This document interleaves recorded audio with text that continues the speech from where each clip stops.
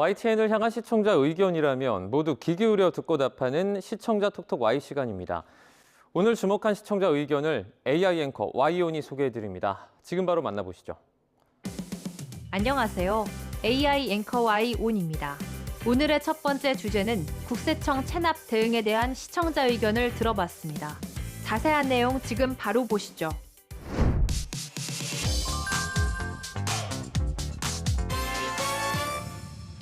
국세청이 10,000명에 육박하는 신규 국세 고액 상습 체납자 이름을 공개했습니다.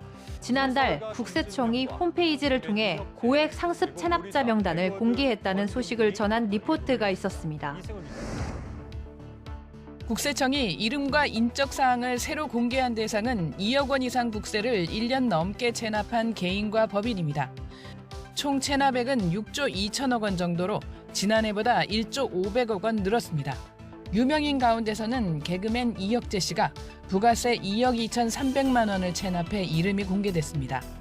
공개된 명단에는 유명인도 포함되어 있으며 지난해보다 늘어난 구체적인 체납액 수치를 제시하기도 했는데요. 국세청이 체납 명단을 발표한 내용으로 세금 납부에 관한 관심을 높인 보도였는데 보도 마지막에 간단히 제시한 납부 독려 방식을 좀 더 자세히 알렸다면 좋았겠다는 시청자 의견이 있었습니다. 자세한 내용을 보충하기 위해 시청자 톡톡 Y에서 국세청의 체납 대응 방식에 대해 알아봤습니다. 행정안전부는 체납에 대한 경각심과 납세의식을 일깨우기 위해 매년 11월 셋째 주 수요일에 전국 자치단체와 동시에 고액 상습 체납자 명단을 공개하고 있습니다. 각 자치단체에서는 명단 공개를 위해 매년 1월 1일을 기준으로 대상자를 선별하고 공개 대상자에게 6개월 이상 소명 기간을 부여하는데요. 이후 지방세 심의위원회를 거쳐 공개 대상자를 최종 확정한 후 명단이 공개됩니다. 공개 대상자가 소명 기간 중 체납액의 50% 이상을 납부하거나 체납액이 1,000만 원 미만이 되는 경우 또는 이의 신청, 심판 청구 등 불복 청구를 진행 중인 경우 등에는 공개 대상에서 제외되는데요. 해당 자치단체에서는 2월에서 3월경 명단 공개 대상자에게 체납액을 납부하지 않으면 명단이 공개될 것이라는 사실을 알리면서 체납액 납부를 유도합니다. 향후 행정안전부는 관세청에 위탁해 지방세 체납자의 해외 수입 물품에 대한 압류, 공매 등의 조치를 실시하고 체납액 3천만 원 이상인 경우 출국 금지 조치와 체납액 5천만 원 이상의 경우 체납자를 일정 기간 구금하는 감치제도 운영 등을 통해 고액 상습 체납자에 대해 엄정하게 대응할 방침이라고 밝혔는데요. 이외에도 지방세 및 지방행정제재 부과금 체납자에 대해 관어사업 제한, 징수촉탁을 함께 실시하는 등 간접 강제를 통해 체납액 납부를 독려할 방침입니다.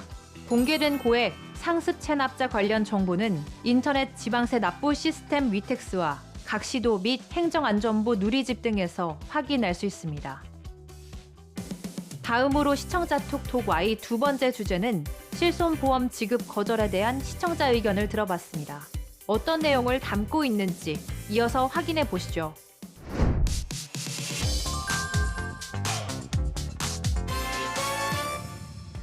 보험사가 실손보험 한국소비자원에 접수된 내용을 바탕으로 실손보험 보험금 지급의 거절이 증가세를 보이고 있다는 보도가 있었습니다.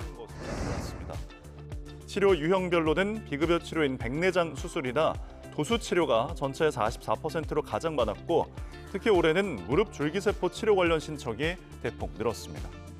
보험금 거절 사례를 치료 유형별로 살펴보고 소비자원의 당부를 짤막하게 전한 보도였는데요.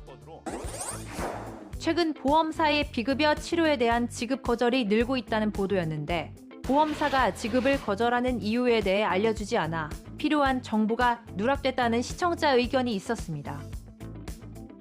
필요한 정보를 빠짐없이 전하기 위해 시청자 톡톡 Y에서 보험금 지급 거절 이유를 살펴봤습니다.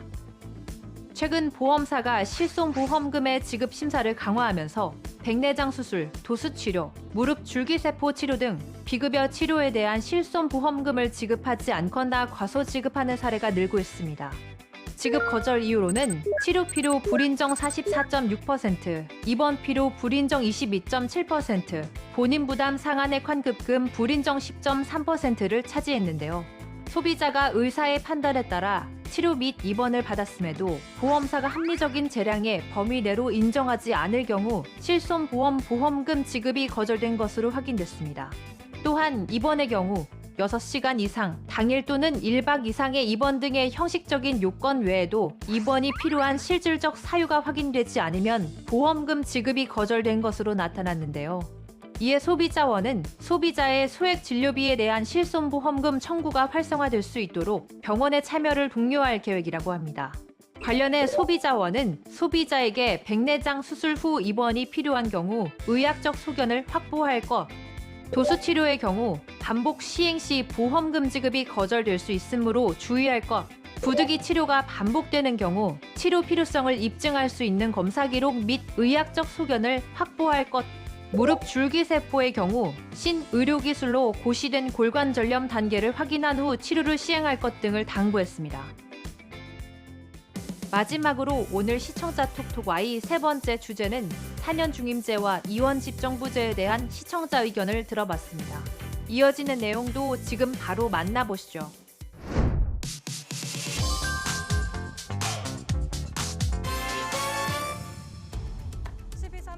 대한민국 헌정회가 기존의 대통령 5년 단임제의 개정을 촉구할 것이라는 소식을 알린 보도가 있었습니다. 정대철 헌정회장은 YTN과의 통화에서 다음 대선 전까지 제왕적 대통령제인 5년 단임제를 개정할 것을 촉구하는 성명을 발표할 계획이라고 밝혔습니다.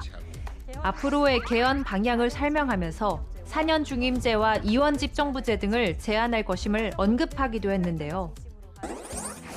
보도에서 기존의 5년 단임제를 폐지하고 대안으로 제시한 4년 중임제와 이원 집정부제에 대한 보도 핵심 키워드에 대해 구체적인 설명을 덧붙이면 도움이 됐겠다는 시청자 의견이 있었습니다.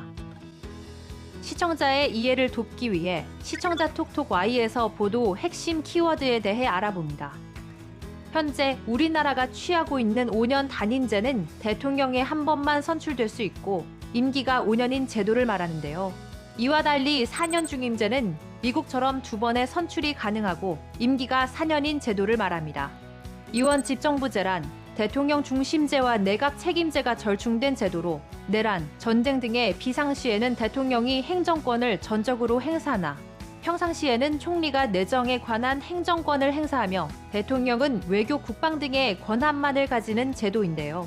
대통령은 통상적으로 국민의 직접 선거로 선출되며 의회의 다수당 당수가 총리로 선출됩니다. 의회가 내각에 대해 불신임권을 가지며 대통령은 하원 해산권을 갖지만 의회에 대해서는 책임을 지지 않는데요. 이원 집정부제는 대통령제와 의원 내각제의 각 요소가 혼합되어 있는 절충적 정부 형태이기 때문에 어떤 요소와 성질에 초점을 맞추느냐에 따라 다양한 양상을 보입니다. 따라서 이원 집정부의 명칭들은 준대통령제, 이원적 의원 내각제, 이원 집정부제, 혼합 정부 형태, 권력 분산형 대통령제 등으로 다양한데요. 현재 이원 집정부제를 시행하고 있는 대표적인 국가로는 프랑스로, 이외에 핀란드, 오스트리아, 아일랜드, 아이슬란드, 포르투갈 등이 채택하고 있습니다. YTN 방송의 부족한 부분을 채우는 시청자 톡톡 Y 시간. 다음 주도 다양한 시청자 의견과 함께 돌아오겠습니다.